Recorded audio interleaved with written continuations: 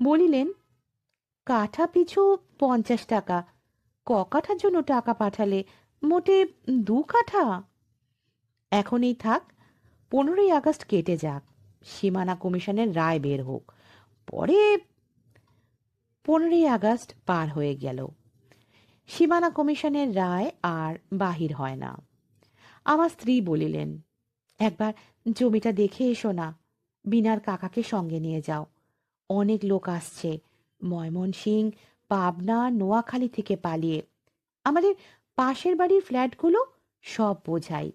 এক এক গেরস্ত বাড়িতে 3-4 ঘর লোক আশ্রয় নিচ্ছে। কেন নিচ্ছে?